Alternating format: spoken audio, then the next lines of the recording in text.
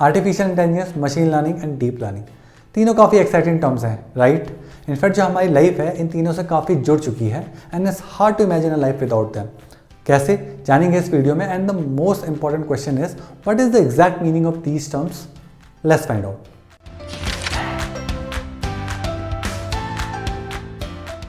I think one of the coolest example of artificial intelligence and machine learning is a self-driving car। एक ऐसी car जिसे road पे चलने के लिए ह्यूमंस की ज़रूरत नहीं है, वो खुद चला करेंगी। बड़ी बड़ी कंपनी जैसे गूगल की वेमो हो गई, टेस्ला हो गई, मोबाइल या फिर जीएम की Cruise, they are working day and night to achieve level 5 autonomy. And also allow me to introduce you to Sophia.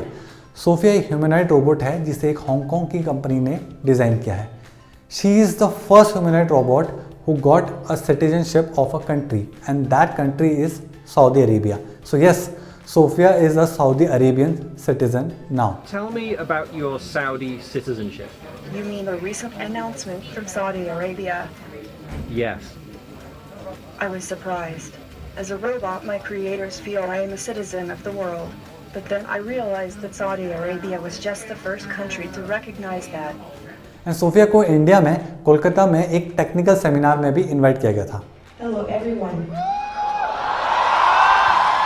My name is Sophia, and in case you couldn't tell, I am a robot. I am designed to bond and connect with humans.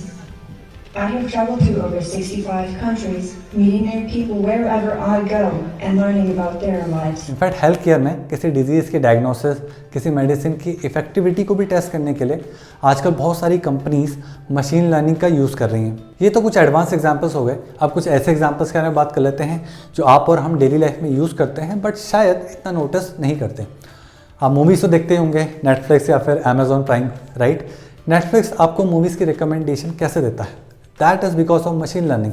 आपने पहले कभी कोई movie search करी होगी, आपने कौन सी movie में कितना ज़्यादा टाइम स्पेंड किया, that all data is collected by Netflix. Netflix उस सारे डेटा को कलेक्ट करता है, एनालाइज करता है, उसके अंदर मशीन एल्गोरिथम्स रन हो रहे होते हैं and accordingly it shows you movies recommendation later on. Similarly happens in prime video. आप यूट्यूब तो देखते ही होंगे, अभी मुझे देख रहे हो, राइट? तो यूट्यूब आपको एड्स कैसे दिखाता है? कभी भी आप YouTube में कोई भी चीज़ सर्च करते हो या फिर आप गूगल में कोई भी चीज़ सर्च करते हो, गूगल आपका सारा का सारा डेटा रिकॉर्ड करता है।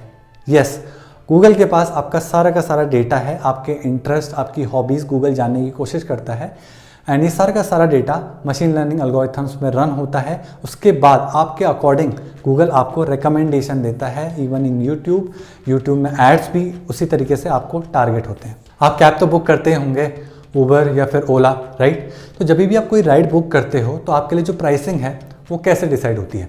इससे बहुत सारे फैक्टर्स मैटर करते हैं। फॉर एग्जांपल उस वक्त उस एरिया में वेदर कैसे चल रहा है, आपका डेस्टिनेशन क्या है, ड्राइवर्स की अवेलेबिलिटी कितनी है, अभी करंट डिमांड कितनी है कैब्स की, और ये सारे के सारे फैक्टर्स मशीन लर्निंग एल्गोरिथम्स पे रन होते हैं एंड अकॉर्डिंगली आपके लिए एक प्राइस डिसाइड होता है। इसीलिए कई बार हमें कैब में प्राइस में सर्चिंग देखने को मिलती है।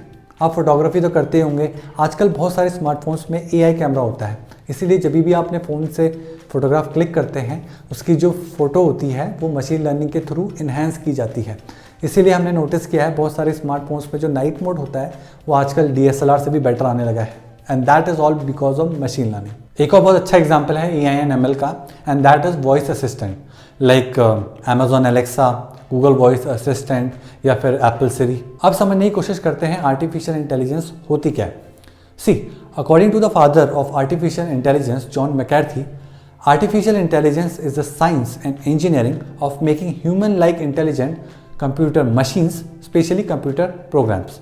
तो आर्टिफिशियल इंटेलिजेंस में हम एक ऐसा सिस्टम बनाने की कोशिश करते हैं which should behave like a human. For example, how we humans learn, how we humans judge, how we humans decide, how we humans analyze on a particular situation, how we humans reason and how we humans work while we are learning, right? See, intelligence को subject में अलग अलग types पे divide किया गया है। For example linguistic intelligence, यानी कि अगर कोई पर्सन कोई सेंटेंस बोल रहा है तो उस सेंटेंस को समझना, उसमें से सेंटिमेंट्स को समझना, उसमें से सिमेंटिक्स को समझना। एक another example is musical intelligence, यानी कि अगर म्यूज़िक है कोई उसमें से इमोशंस को समझना, सेंटिमेंट्स को समझना, म्यूज़िक किस चीज़ को पोर्ट्रे करने की कोशिश कर रहा है वो चीज़ समझना। Another example is spatial intelligence. For example अगर कोई ज्योमेट्री है, कोई भी आप पिक्टोरियल रिप्रेजेंटेशन देखते हैं तो उसमें से सेंटीमेंट्स को समझना, उसका मीनिंग समझना, ऐसे बहुत सारे इंटेलिजेंस है। अभी हम डिटेल में नहीं जाएंगे, this is just an introduction video. बस आप इतना समझ लीजिए कि अगर इनमें से कोई भी एक इंटेलिजेंस हम एक मशीन में प्रोवाइड कर पाते हैं, हम उस मशीन को आर्टिफिशियल इंटेलिजेंट कह सकते हैं। अब समझने की कोशिश करते हैं मशीन लर्निंग क्या होता है। See, machine learning is the study of those algorithms which learn on their own, यानी कि ऐसे कोई एल्गोरिथम्स जो प्रॉब्लम सॉल्व करना खुद सीखते हैं। How? With the help of data. तो मशीन लर्निंग में एक प्रोग्रामर को एक सेट ऑफ रूल्स, एक सेट ऑफ डेफिनेशंस लिखने की ज़रूरत नहीं होती। एक मशीन लर्निंग का जो मॉडल होता है वो प्रॉब्लम को सॉल्व करना खुद सीख जाता है with the help of experience जो उसको पास्ट डेटा से मिलता है। सो कैन वी से अ machine learning system is artificially intelligent? Yes, क्योंकि एक मशीन लर्निंग का जो सिस्टम होता है वो ह्यूमन की तरह एक्सपीरियंस से सीखता है, right? In fact machine learning artificial intelligence का एक सबसेट ही है। It is one of the methods through which you can achieve artificial intelligence in your machines. But can we achieve artificial intelligence without the help of machine learning? Yes, let me give an example. आपने chatbot तो सुना ही होगा, right? तो आपको कभी भी किसी company से कोई क्वेरी होती है, आप उनकी वेबसाइट या फिर उनकी ऐप के थ्रू उनसे इंटरैक्ट करते हैं, तो आप किसी चैट बॉक्स से इंटरैक्ट करते हैं in most of the cases. तो आपके साथ जो इंटरैक्ट कर रहा होता है in most of the scenarios वो एक कंप्यूटर प्रोग्राम होता है, और ये सब इसलिए किया जाता है because they want to reduce the human cost over there. Okay, तो जब भी आप किसी चैटबॉट से इंटरैक्ट कर रहे होते हैं in most of the cases वहाँ पे एक मशीन लर्निंग मॉडल होता है जो आपके साथ इंटरैक्ट कर रहा होता है। And the more number of people will interact with that machine learning, उतना ही उसका एक्सपीरियंस बढ़ेगा और उतनी ही उसकी जो परफॉर्मेंस है, जो फ्लुएंसी है, जो नेचुरलनेस है वो इम्प्रूव होती है। नाउ पहले के टाइम पे क्या होता था, when machine learning was not so popular and because artificial intelligence is an older term, उस वक्त चैटबॉट अलग तरीके से बनाए जाते थे। उस वक्त जब चैटबॉट्स बनाए जाते थे तो जो मेन फोकस होता था चैटबॉट बनाने के पीछे वो होता था lexical analysis and semantic analysis, यानी कि एक ऐसा प्रोग्राम बनाना जिसमें जो चैटबॉट है वो ह्यूमंस क्या बोल रहे हैं उस सेंटेंस का मतलब समझना, उसमें नाउन क्या है, वर्ब क्या है वो समझना, उसमें से सेंटीमेंट्स को समझना, अलग अलग किस टाइप के वर्ड्स उससे यूज़ किए हैं उससे सेंटीमेंट्स को समझना। तो पहले के जो चैटबॉट्स थे वो कुछ इस तरीके से इंप्लीमेंट किए जाते थे और उस वक्त जब मशीन लर्निंग इतनी पॉपुलर नहीं थी। बाद में जब मशीन लर्निंग आई तो आर्टिफिशियल इंटेलिजेंस का काम मशीन लर्निंग ने थोड़ा सा आसान कर दिया, बिकॉज इन दिस केस जो चैटबॉट्स हैं जब वो बहुतों के साथ इंटरैक्ट करते रहते हैं तो उनका जो एक्सपीरियंस है वो बढ़ता जाता है और उनका जो नेचुरलनेस है वो और ज़्यादा इंप्रूव होती जाती है। सिमिलरली जो नेचुरल लैंग्वेज प्रोसेसिंग सिस्टम्स हैं जैसे अमेजॉन अलेक्सा, गूगल असिस्टेंट, जब इस टाइप के सिस्टम पहले बनते थे वो प्योरली AI एल्गोरिथम्स के बेसिस पे बनते थे, जैसे लेक्सिकल एनालिसिस, सिमेंटिक एनालिसिस। आजकल की डेट में ये मशीन लर्निंग के हेल्प के थ्रू अचीव किए जा रहे हैं। So what I'm trying to say is artificial intelligence is a broader concept. Machine learning is just a subset of it. In fact, artificial intelligence में ऐसे बहुत सारे path finding algorithms होते हैं जिनका machine learning से कोई लेना देना नहीं है। For example, hill climbing algorithm, breadth first search, depth first search, ये सब AI algorithms ही हैं। A-star path finding algorithm, this is an artificial intelligence algorithm. And machine learning is a system which learns on its own with the help of experience. अब machine learning भी अलग अलग types की होती है, जैसे supervise machine learning. Supervise machine learning में क्या होता है, जब भी आप अपने मशीन लर्निंग के मॉडल को ट्रेनिंग डेटा प्रोवाइड करते हैं तो आपको बताना पड़ता है वो ट्रेनिंग डेटा किस टाइप का है। मान लीजिए आप एक मशीन लर्निंग का मॉडल बना रहे हैं जिसमें आपको डॉग एंड कैट की इमेज को प्रेडिक्ट करना है, तो जब भी आप ट्रेनिंग डेटा में डॉग की इमेज भेज रहे हैं तो आपको बताना पड़ता है कि ये डॉग है। आप कैट की इमेज भेज रहे हैं तो आपको बताना पड़ेगा कि ये कैट है। इन फ्यूचर जब आपका मॉडल ट्रेन हो चुका है, आप कोई नई इमेज उसको प्रोवाइड कर रहे हैं, आप चाहते हैं कि वो प्रेडिक्ट करे, तो अगर आप डॉग की इमेज भेजेंगे तो तभी वो प्रेडिक्ट कर पाएगा कि वो डॉग है, राइट? लेकिन अगर डॉग और कैट के अलावा कोई भी आप ट्रक भेज दें या कोई कार भेज दें तो वो नहीं पहचान सकता। इनफैक्ट कोई दूसरा एनिमल भेज दे तो भी वो नहीं पहचान पाएगा। Then we have unsupervised machine learning. Unsupervised machine learning के केस में जो आपका मशीन लर्निंग का मॉडल होता है उसमें आपको ट्रेनिंग डेटा के साथ साथ कोई भी टाइप या लेवल नहीं भेजना होता। In case of unsupervised machine learning, you don't have to supervise. That's it. Unsupervised machine learning के केस में जो मॉडल होता है वो डेटा में पैटर्न्स और कैटेगरीज खुद आइडेंटिफाई करने की कोशिश करता है on the basis of certain characteristics, features, right? तो आपने अगर डेटा माइनिंग सुना है, डेटा माइनिंग के केस में अनसुपरवाइज्ड मशीन लर्निंग यूज होती है। Then we have reinforcement learning. Reinforcement learning का जो कंसेप्ट है वो काफ़ी सिंपल है। एक एजेंट होता है और एक एनवायरनमेंट होता है। एक एजेंट को इन्वायरमेंट में सर्टेन गोल्स अचीव करने होते हैं। रीइंफोर्समेंट लर्निंग का जो सिस्टम है वो कुछ इस तरीके से वर्क करता है कि जब भी एजेंट कोई भी एक्शन लेता है, वो एक्शन गलत या राइट के बेसिस पे हम एक सर्टेन रिवॉर्ड देते हैं एजेंट को, और एजेंट का जो मेन गोल होता है अपने रिवॉर्ड को मैक्सिमाइज़ करना। तो एजेंट अलग अलग हिट एंड ट्रायल्स करता है, और जैसे जैसे उसको बेकार रिवॉर्ड मिलते हैं वो अपने रिवॉर्ड को मैक्सिमाइज़ करने की कोशिश करता है। उस तरीके से एजेंट का एक्सपीरियंस बढ़ता रहता है। अगर आपने यूनिटी गेम इंजन सुना है, यूनिटी गेम इंजन में जो मशीन लर्निंग लगती है वो रीइंफोर्समेंट लर्निंग के बेसिस पे ही लगती है। रीइंफोर्समेंट लर्निंग सबसे ज़्यादा गेम्स में यूज़ होता है। इनफैक्ट यूनिटी गेम इंजन में जो मशीन लर्निंग यूज़ होती है वो एग्जैक्टली डीप रीइंफोर्समेंट लर्निंग है, यानी कि achieving reinforcement learning with deep neural networks. एक बहुत अच्छा एग्जाम्पल है रीइंफोर्समेंट लर्निंग का Amazon deep racer. Amazon deep racer एक ऑटोनोमस टॉय कार है जिसमें बहुत सारे सेंसर्स लगे हुए हैं, कैमरास लगे हुए हैं, और ये खुद ट्रैक पे चल सकती है अगर आप इसको रीइंफोर्समेंट लर्निंग से ट्रेन करेंगे तो। बट ये इंडिया में डायरेक्टली अवेलेबल नहीं है, आपको किसी के थ्रू ऑर्डर करवाना पड़ेगा अगर आप किसी को जानते हैं। Okay, enough about machine learning. अब हम जानेंगे कि डीप लर्निंग क्या होती है। See, deep learning works exactly like machine learning, यानी कि providing a capability to the model that it learns on its own with the help of data, right? But deep learning हम अलग approach से solve करते हैं। In case of deep learning, we completely rely on artificial neural networks. Now, artificial neural networks क्या है?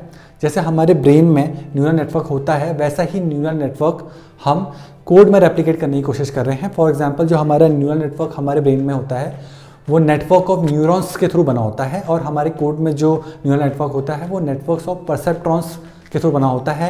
And a perceptron is exactly a replica of how a neuron in a brain works. Okay, now deep learning में वो सब applicable होता है जो हमने machine learning में सुना था, जैसे supervise learning, unsupervise learning, reinforcement learning. Okay, because deep learning is just a subset of machine learning. सिर्फ फ़र्क ये है, in case of deep learning we are using artificial neural networks, and in case of machine learning we are using traditional statistical and probability methods like linear regression, logistic regression, K means clustering, decision trees. Now deep learning में भी time के साथ अलग अलग types of neural network design किए गए हैं, अलग अलग टाइप की प्रॉब्लम के हिसाब से, जैसे feed forward neural networks, convolution neural network, radial bias neural network, recurrent neural networks, और बहुत सारे हैं। बट एट द बेस सारे के सारे न्यूरल नेटवर्क्स हैं। नाउ एक क्वेश्चन तो उठता है, अगर हमारे पास मशीन लर्निंग ऑलरेडी था तो हमें डीप लर्निंग की ज़रूरत क्यों पड़ी? See, neural network is not a new concept. Neural network बहुत पुराना कंसेप्ट है। बस एक प्रॉब्लम थी कि पहले के ज़माने में न्यूरल नेटवर्क को कोई भी एग्जीक्यूट, कोई भी टेस्ट नहीं कर पाता था। That is because of lack of computation power. Talking lately a lot about machine learning and AI. AI was talked about even 25 years ago when I was at IIT and when you were at IIT. What has changed in the last 2 or 3 years? Why has AI become suddenly, and machine learning suddenly become the new buzzword? I mean, I think the biggest advances you're seeing is largely due to two things. The techniques which we use in deep learning, deep neural networks, have been around for many years, but early on, they weren't that effective because you just didn't have the computational power to run these algorithms. Just for the past many years, the computational power has dramatically increased. So when you run deep learning on the latest computation and with access to better data, you get dramatic breakthroughs. In fact जो deep learning है in last 7 to 8 years में ही सबसे ज़्यादा active हुई है, because nowadays we have huge amount of data, we have huge amount of computation power, इसलिए हम deep neural networks को ईजिली एग्जीक्यूट कर सकते हैं। ऐसी बहुत सारी प्रॉब्लम्स हैं जो हम डीप न्यूरल नेटवर्क से ज़्यादा बेटर और एक्यूरेट प्रेडिक्ट कर सकते हैं, and we can not do it with machine learning. Machine learning और डीप लर्निंग के बीच में एक बहुत बड़ा डिफरेंस ये भी है, in case of machine learning अगर आप कोई इमेज क्लासीफायर बनाने की कोशिश कर रहे हो, यानी कि एक ऐसा क्लासीफायर जो प्रेडिक्ट कर पाए कि आप डॉग की इमेज दे रहे हो या कैट की इमेज दे रहे हो, ऐसा क्लासीफायर बनाने से पहले आपको खुद फीचर एक्सट्रैक्शन का सिस्टम बनाना पड़ता है। आपको खुद फीचर एक्सट्रैक्ट करने पड़ते हैं और अपने क्लासीफायर को भेजने पड़ते हैं, तभी जाके आपका क्लासीफायर उसको प्रॉपरली प्रेडिक्ट कर पाता है। But in case of deep learning ऐसा नहीं होता। डीप लर्निंग के केस में जो आपका आर्टिफिशियल न्यूरल नेटवर्क है वो खुद फीचर्स को एक्सट्रैक्ट करता है और खुद ही क्लासीफाई करता है। ये भी एक डीप लर्निंग का बहुत बड़ा एडवांटेज है। अब डीप लर्निंग का मैं आपको एक रियल लाइफ एग्जांपल देता हूँ। मैंने आपको स्टार्टिंग में एक एआई का एग्जांपल दिया था, राइट? Self driving car. 2 ऐसी बड़ी कंपनीज हैं जिनके बीच में ज़बरदस्त कंपटीशन चल रहा है लेवल 5 की ऑटोनोमस कार बनाने के लिए। वन इज़ गूगल की Waymo and the second is Tesla. अब दोनों के बीच में जो ऑटोनॉमी अचीव करने की जो तरीका है वो बिल्कुल डिफरेंट है। Google is more reliant on lidar. अब लिडार क्या होता है ये हम किसी और वीडियो में बात करेंगे। We will focus on the Tesla approach here, okay, because Tesla यहाँ पे properly deep learning neural networks को यूज़ करता है। टेस्ला की जो कार है उसमें 6 to 8 कैमरास लगे होते हैं जो प्रॉपर 360 व्यू प्रोवाइड करते हैं, ओके। और टेस्ला के अंदर एक डेडिकेटेड चिपसेट लगी हुई है जो कॉन्वोल्यूशन न्यूरल नेटवर्क को रन करती है। टेस्ला की कार में जितना भी कैमरास के थ्रू वीडियो इनपुट आता है वो न्यूरल नेटवर्क रियल टाइम पे ऑब्जेक्ट डिटेक्शन करती है। मतलब वीडियो में जितने भी अलग अलग टाइप के ऑब्जेक्ट्स हो सकते हैं, जैसे कोई बिल्डिंग है, कोई पोल है, ट्रैफिक लाइट है, ह्यूमन है, या रोड में पड़ा कोई गार्बेज है, एवरीथिंग, या रोड में कोई पॉट होल है, एवरीथिंग वो जो न्यूरल नेटवर्क है वो डिटेक्ट करता है। That is a proper example of deep neural networks. So guys that's all for this video. I hope आपको artificial intelligence, machine learning, deep learning के बीच में डिफरेंसेस समझ में आए हों, क्या होते हैं ये टर्म्स आपको समझ में आए हो। I hope you enjoyed watching this episode. I will take a leave now, keep watching, good bye. You've expressed your reservations about AI and your fears about that. Yeah, I think the singularity is probably the right word because we just don't know what's going to happen once there's intelligence substantially greater than that of a human brain.